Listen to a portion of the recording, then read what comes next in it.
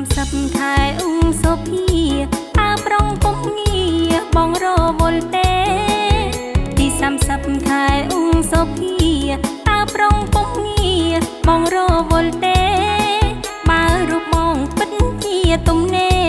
អូននាំប្រុសស្នេហ៍មកលេងបានម្ដងភ្នោរកា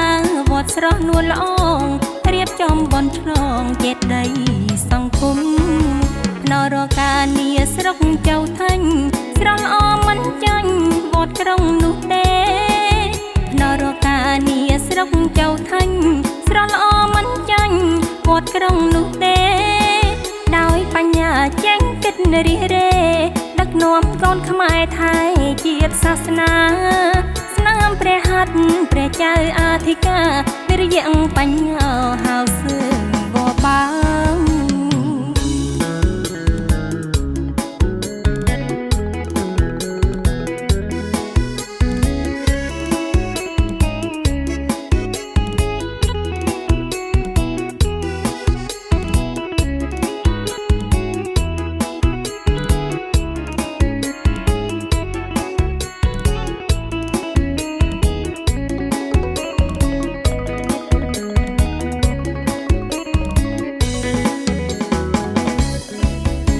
តាមអូនគយគុណមួយជុំ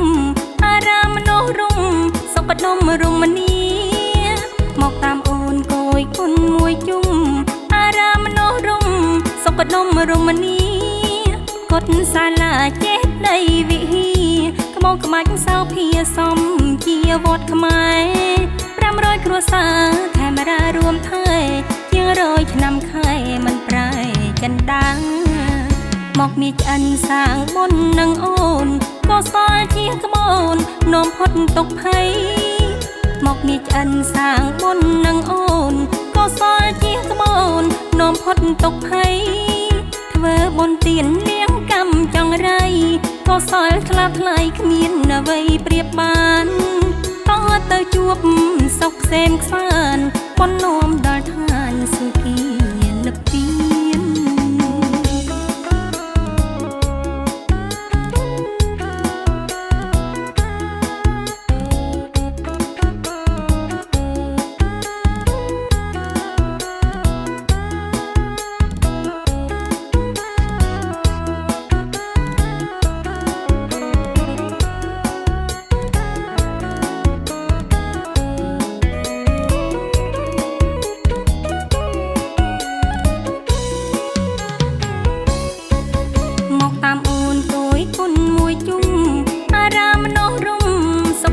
រមនី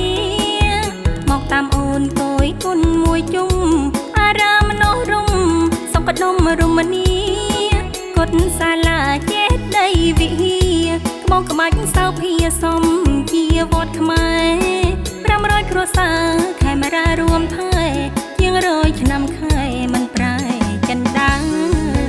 មកមានឆ្អិនសាងមុននឹងអូនក៏សល់ជាក្បូននាំផុតទុកភ័យ